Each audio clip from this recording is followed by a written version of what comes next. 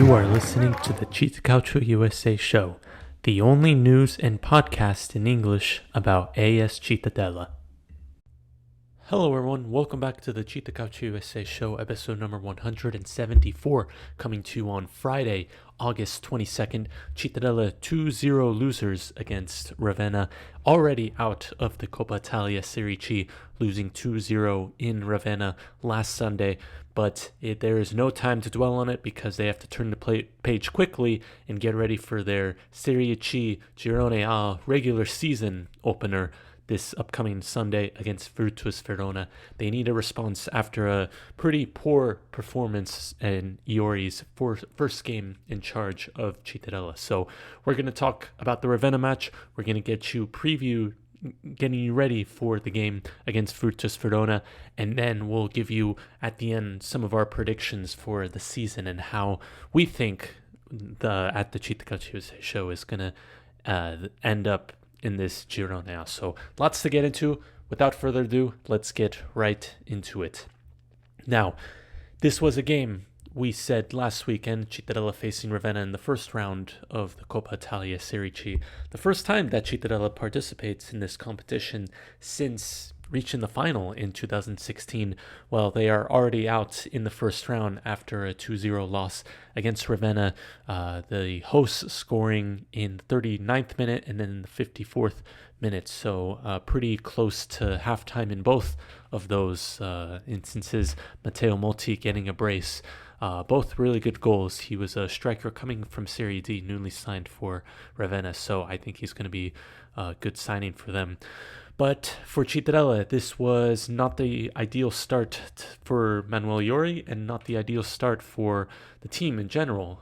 They were outplayed for the entire match, looked out of ideas at certain times, especially in the attacking phase where they created very little until the very end where, it was 2-0 already and Ravenna had taken their foot off the gas just a little bit. But far too many times they were caught out in possession and Ravenna made them pay, losing 2-0 on Sunday. But now the script needs to be flipped by Iori, which we will be hearing from tomorrow in his press conference on Saturday, and as they get ready for the short trip to Verona to play Virtus Verona on Sunday. But before we get into that game, let's go ahead and read you the lineup that Iori put out, his first ever competitive lineup for this game. We saw Matteo Cardinali get his debut in goal for Cittadella, so between the sticks.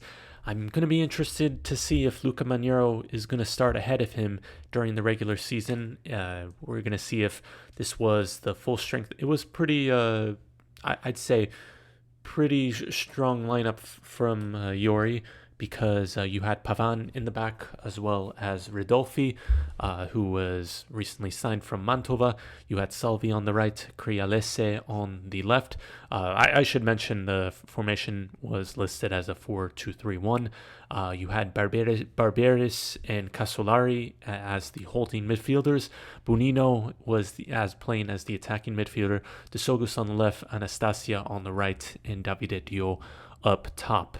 Now, important to note that Iori said in his conference last weekend, prior to the match, that Alessio Vita and Francesco Amatucci did not make the trip as they are dealing with some injuries. So there is two players that you would expect to be in the lineup, and what we'll see if there's been some rumors that Amatucci might go or not. Vita, I'm pretty sure he's going to stay, but Amatucci, I think, if there's a Serie B club interested in him, I think Marchetti is going to go ahead and go. But that's just my opinion. But we're going to see if they're going to be available, the duo there, for the Verona match on Sunday. But for this game, they were not included. So that meant that Cittadella were missing two players that likely would have started had they had been listed in this trip. But instead, they did not. And Cittadella, we will be honest here, did not look great. And the good thing about that, and good thing about for Iori, is that this is the very first game of the season.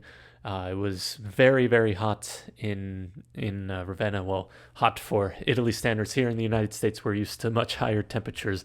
But there it was, I think, 89 degrees towards kickoff, or the high for the day at least, and pretty high humidity. So I think from both teams, you did see a lot of players pretty tired, and the play I think was a little bit slow compared to what we used to see in the middle of the season. So I think just naturally that's what they say, calcio de agosto, August football in English.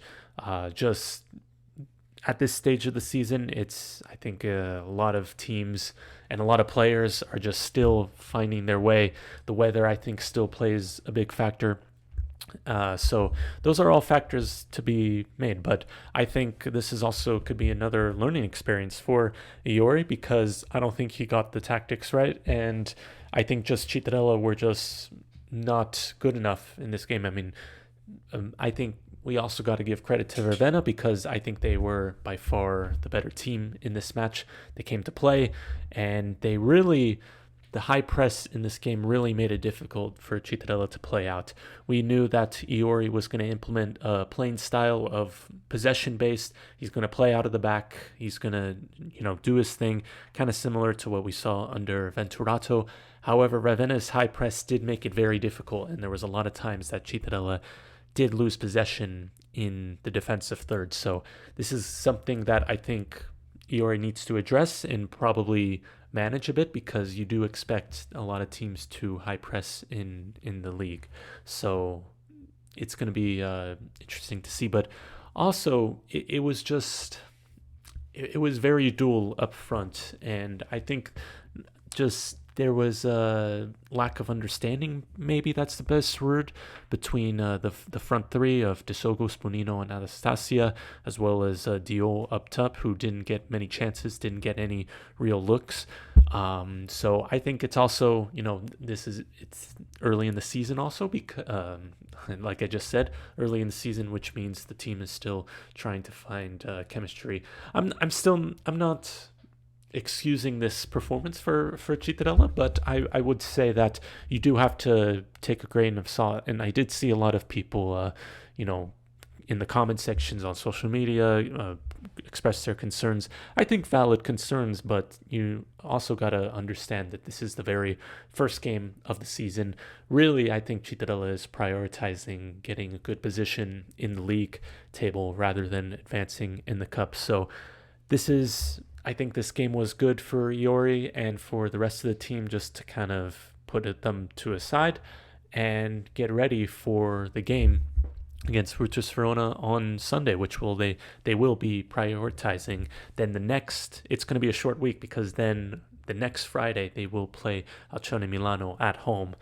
So it's a shortened week. They play Sunday, then they play on Friday. So less days of rest there for Citta next week.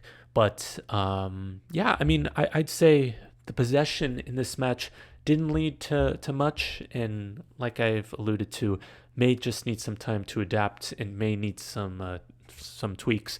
It's going to be interesting to see once again how they react and how they adjust against Virtus Verona, which I don't know how Ravenna is going to do this season. To me, I think they could definitely stay up, being a newly promoted team in Serie C. They're in Group B. From what I saw, just from game one, I think, they do have enough to stay up. So if we take that same thing for Virtus Verona, I think they should have enough to stay up.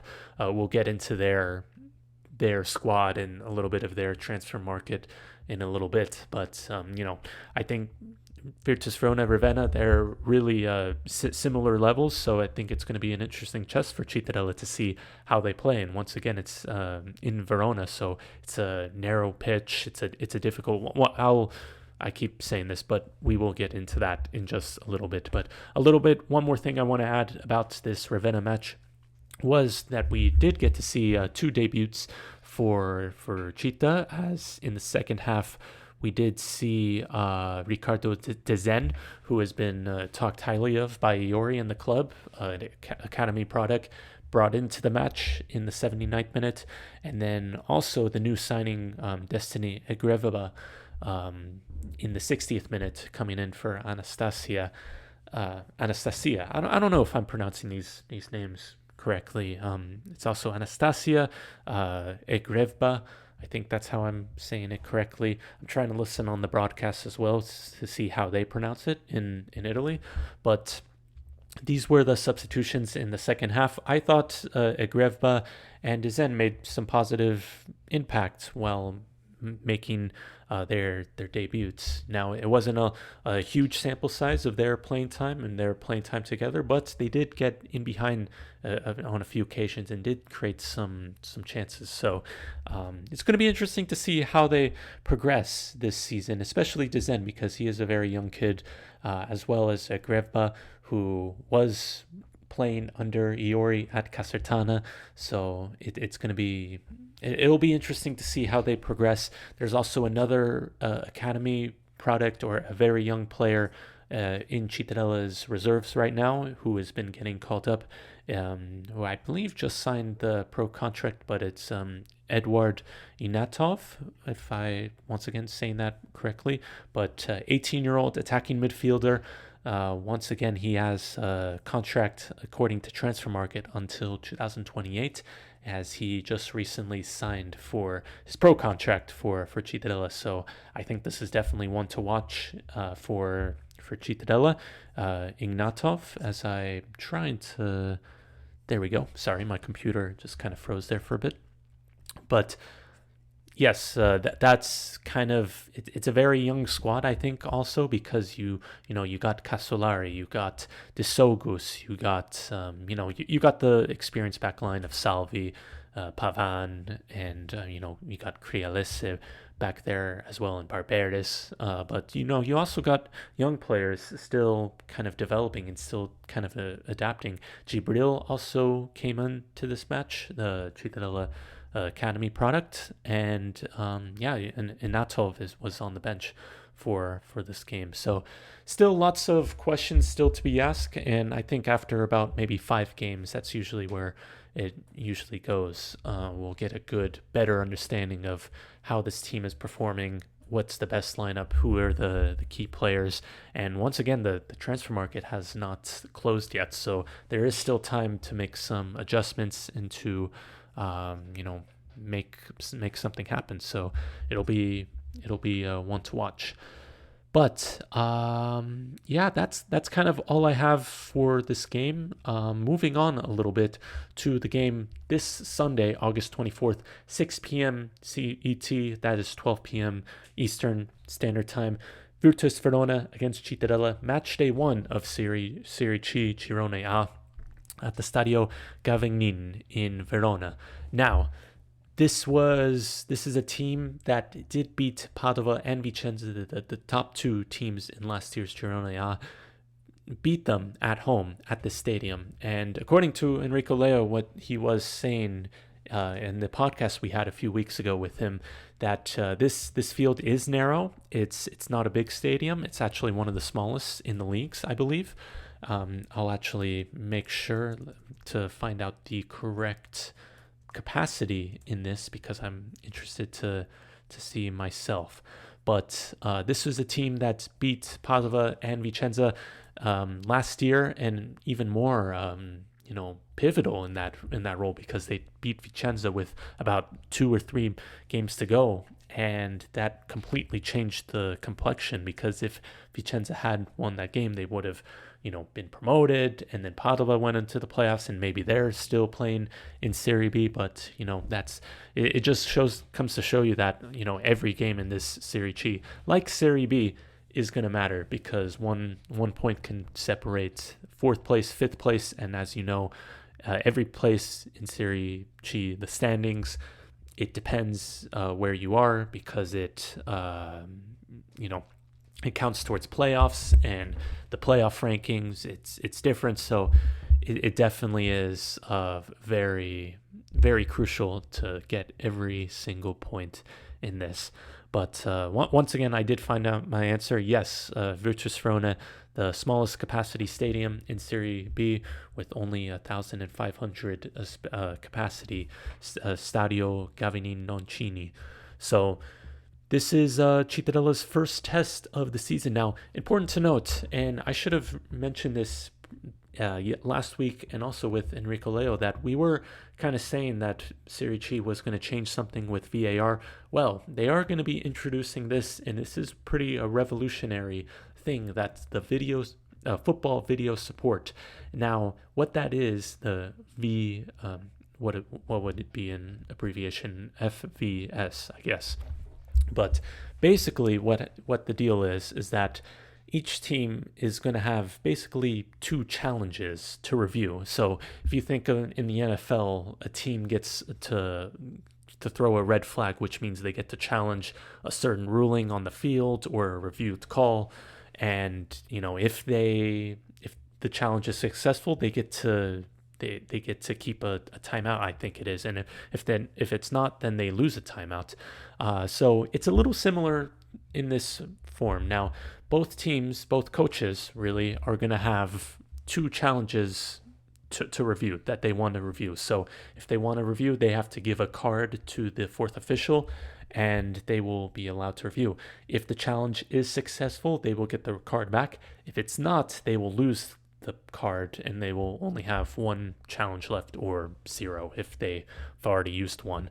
I believe from what I understand is that goals will still be reviewed normally as a VAR, but teams and coaches can challenge a certain play, a red card. I think it is, it's still, like, for me, I'm still trying to figure out what this is. And I think as the season progresses, especially in these next 2 weeks where we're going to be watching, a lot of Serie C, a lot of games being played, we're going to see this in action, and it's going to give a good idea on what it is. But basically every stadium has this little booth on the field where the referee can go. So it's a little bit like VAR, a video assistant referee, but a little different. And I think it's going to be interesting to see the international reaction to this, because if this is successful and it's something that is really working, I think maybe FIFA might look into it, or, bigger leagues like Serie A or Premier League will be looking and seeing how Serie C is implementing this. So I think this is really interesting. I think it's really good that Serie C is doing this, because it also gives eyes to this league and seeing how well they do it. And if the bigger leagues, like I said, Serie A or Premier League or La Liga, wants to implement this, they're going to look at Serie C and look at how they do it. And once again, it's more eyeballs on the league. So I think this is great. I'm really looking forward to it, because I think VAR does have its pros and cons, and especially it feels like in Italian football it has a lot more cons, because it somehow makes the game more controversial than when it was without VAR. So I think with this, getting 2 challenges to review a certain call, I think would definitely benefit a lot of, or would, I'd say, ease the controversy a little bit, because you could say, well, this goal shouldn't have counted because I think VAR got that wrong. You could have said, well, you didn't challenge it. Yeah, that sucks. Or if you challenge a call that seemed intense at first, but on the replays it didn't, then you lose that challenge, and that's a consequence. So I'm very curious to see how this plans out. Obviously, I think there's gonna be some challenges, there's going to be some errors, and I think this is not going to go perfectly, but I'm definitely optimistic on it, and I'm really excited to see how it goes in. So that's coming Sunday. So expect Manuel Iori to have 2 cards in his hand and ready to give that to the 4th official if that's needed. But Virtus Verona, now this is a very tricky team to play, because like I said, Padova and Vicenza both lost at this ground last season. This is a very narrow pitch. It's a small stadium. The dimensions is very tricky. And Luigi Fresco, as his real name, at the helm of Virtus Verona since 1982. Yes, 1982, he's been the head coach with Virtus Verona in the amateur leagues, getting them promoted to Serie C. Now in their 8th straight season in the 3rd division, they recorded their 2nd highest points tally last season as they finished 9th, I believe it was. Let me just check real quick. Let me go through my tabs. Yes, they finished 9th with 56 points, 15 wins, 11 draws, and 12 losses. So I expect them to be more or less the same, finishing in that lower playoff spots. Definitely a team that could cause a lot of trouble to the top 3 teams, which Cittadella is expected to challenge for. And a little bit more about Virtus Verona. They lost to Forli, a newly promoted team in the Cup, so both teams are going to be looking for a response in this match, both Cittadella and Virtus Verona, after being eliminated from the Coppa Italia Serie C in the first round. A little bit more about Virtus Verona on the market. I did look. They lost 2 key midfielders from last season, Dino Mehic and Antonio Medlica, who both were starting midfielders in the central campo, which is the midfield. Mehic went to Benevento, and Medlica, who was playing as midfielder for Virtus Verona. Let me see, where did he go? I can't remember. Medlica, Lecco. So he was transferred to Lecco on a free. So according to Transfer Market, obviously. But those are the 2 key losses for Virtus Verona. Nonetheless, I still think they're going to be a competitive team this year. I fully expect them to be challenging for playoffs and, finishing in that 9th, 10th, 7th place positions. Just really, I think when you have teams like this that know their identity, who have been in the league for long, they have a coach who is basically the club. I mean, Fresco is basically Virtus Verona, being in charge of the team since 1982. That's longer than most of the players on Cittadella have been alive. I mean, it's a crazy number. It's crazy to think he's been in charge for that long. But when you have guys like that in charge, when you have a team structured like this that has been playing in the league since 8 years, or this is going to be their 8th straight season, I'm confident in them that they're going to survive again and then possibly make a playoff run, maybe, or at least make the playoffs. One more thing I want to note is former Cittadella striker Michael Di Marchi, who had 16 goals last season for Virtus Verona. He is still with the team. So that's one to keep an eye out on. Lots of young signings for Virtus Verona. A lot of signings under 25 as they get ready for their 8th straight season in Serie C. Like I said, I think we're just going to be looking for a response, and I'm really curious to see what Iori changes from the game against Ravenna. Does he still commit to playing out of the back, even if Virtus Verona is going to press? We're going to see. Is he going to make changes to the lineup? Is Alessio Vita back? Is Amatucci back?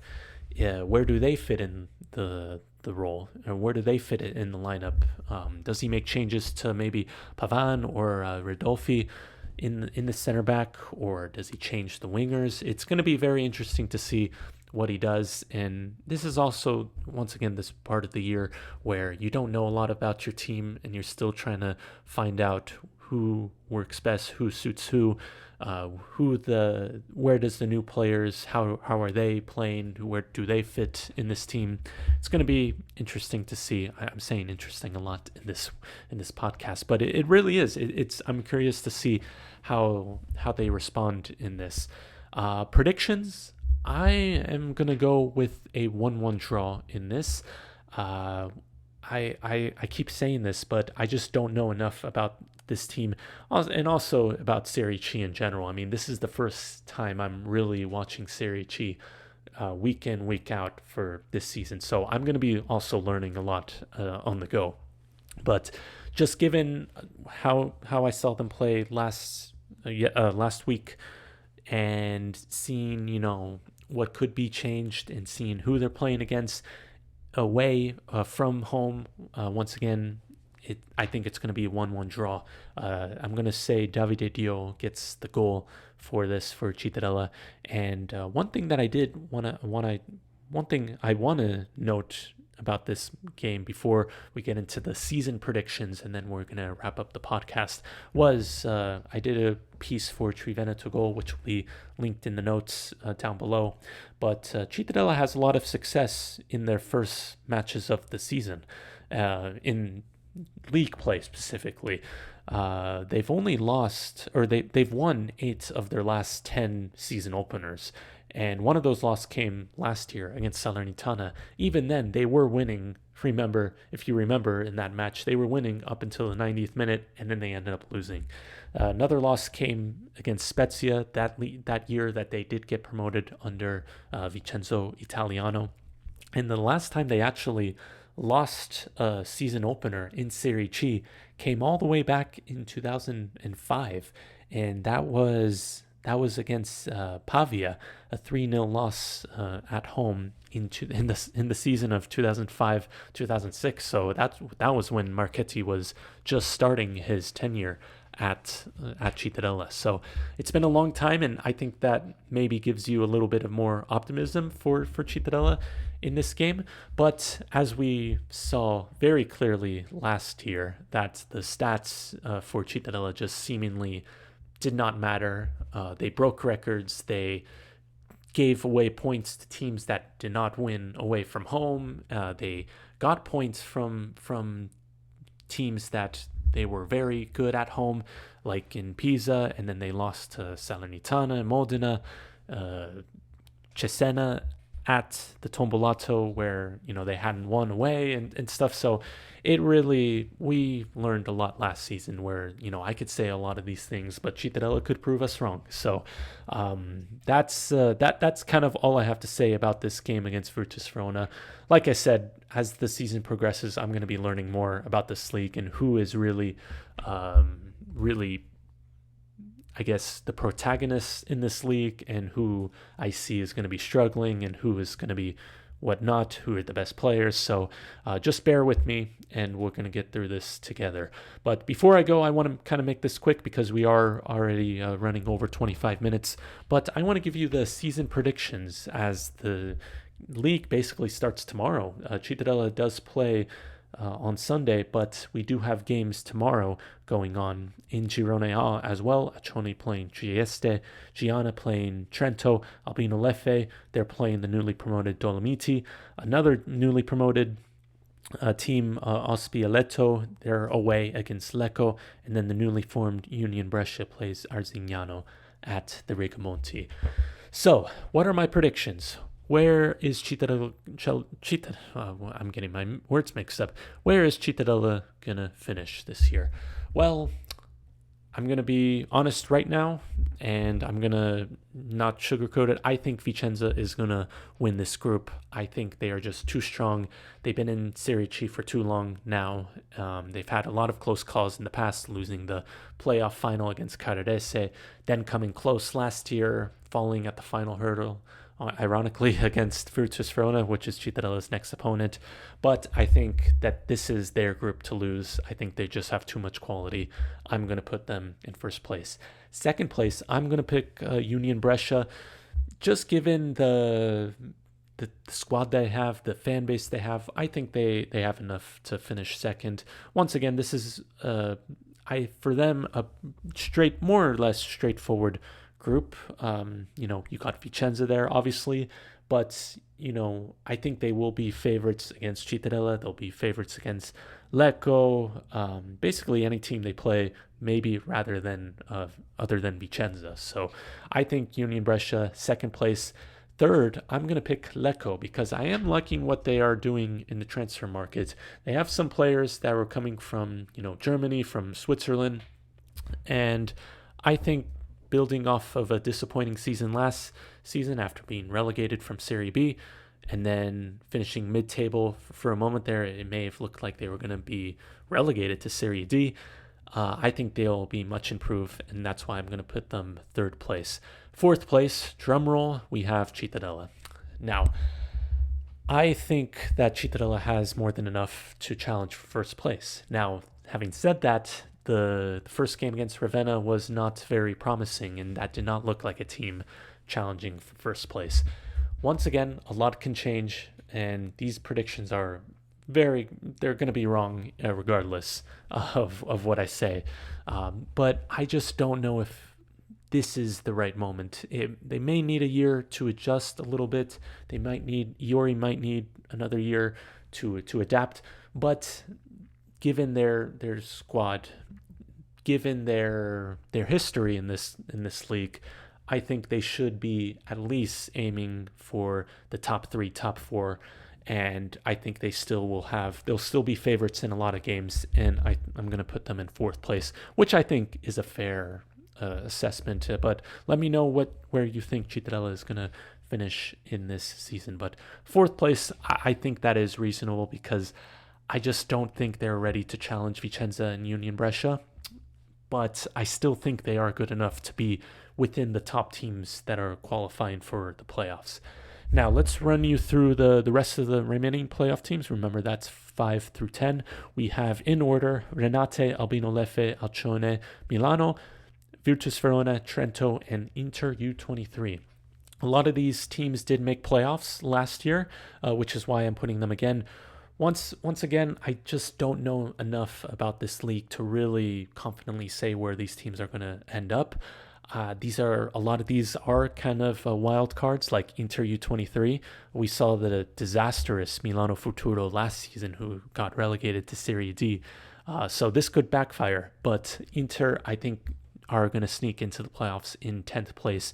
And then, you got the ones that qualified last year and the years past, like Trento, Virtus Verona, Albino Leffe, Renate. They're always up there. So I think these are safe picks that I'm choosing.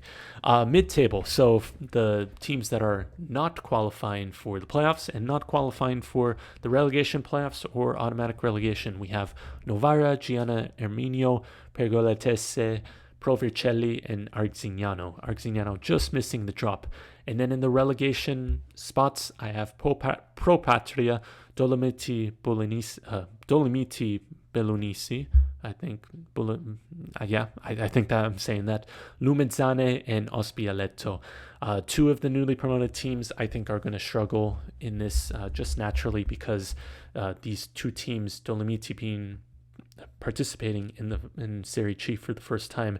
They do have Burai, which coming from Mantova is a really good pickup.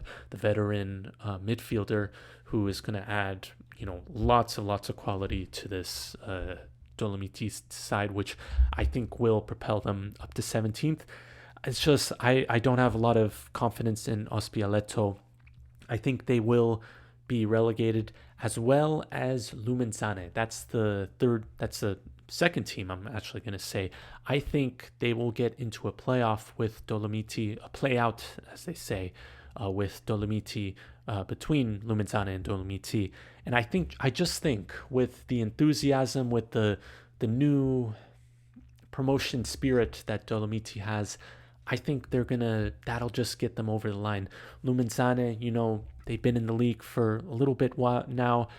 They didn't necessarily have a good campaign last season, 42 points. They really avoided the playouts just because Triestina was deducted points, 5 points. If they were not, then Lumezzane would have been sucked into that playoff picture. So I don't know. I'm just sticking to my gut, and a lot of these are safe picks because a lot of people do have these newly promoted teams in the relegation zones. And then last place, automatic relegation, is Triestina. Now, as much as I do sympathize for them because they have a beautiful stadium and they have a really good fan base and, really nice shirts, to be honest. They have a lot of good jersey releases. It's just, I think there's just too many outside factors affecting them. They are really in financial trouble. They've already been docked 7 points, and that could grow. And, it wouldn't surprise me if they are excluded at the middle of the season or something like that. It's just too many things going on to make a really solid comeback. And if they are starting already on -7, I think it's just going to be really hard for them to stay afloat. So that is my prediction for Girone A. Like I said, this is guaranteed this is going to be wrong. I just hope I at least get 1 or 2 right, spot on correctly. Those it's probably going to be Vicenza who I get correct, because I think it is, like I said, their group to lose, their promotion to lose at this stage. I think they are just, this is their year. It has to be. So with that, I'm going to end this podcast. Wow, we are at 35 minutes. That is a long time for a solo show. So I'm going to end it here. Once again, Cittadella looking to rebound after getting knocked out of the Coppa Italia Serie C against Ravenna this upcoming Sunday as they travel, make the short journey west, that is. Yes, west to Verona to play Gigi Fresco's Virtus Verona on Sunday, August 24th, 6 p.m. CET with 12 p.m. Eastern Time at Stadio Gavignin. This game will be streaming once again on Sky and Now TV. That's where you're going to find the game for the rest of the season, on Now and Sky TV. We will see you next week. We will try to make a show next week in light, because of the fact that Cittadella has a short week because they play Alcione Milano on Friday. So a short week next week for the Granata. But for me, thank you for listening. Please follow us Instagram, Twitter, YouTube, CittaCalcioUsa, and CittaCalcioUsa.com. You could find our articles, news, all that stuff there. And please check the description of this podcast for the link to the TRIVENENTOGOAL article that we recently published on TRIVENENTOGOAL. So go check that out. But for me, thank you for listening. We will see you next week, and we will be talking about the match. So anyway, have a great day, everybody. We will see you next week. And as always, Forza Citta. Thank you for listening to the CittaCalcioUsa show. If you liked it, please share and follow us on Instagram and Twitter at CittaCalcioUsa. See you next time, and remember, Forza Citta.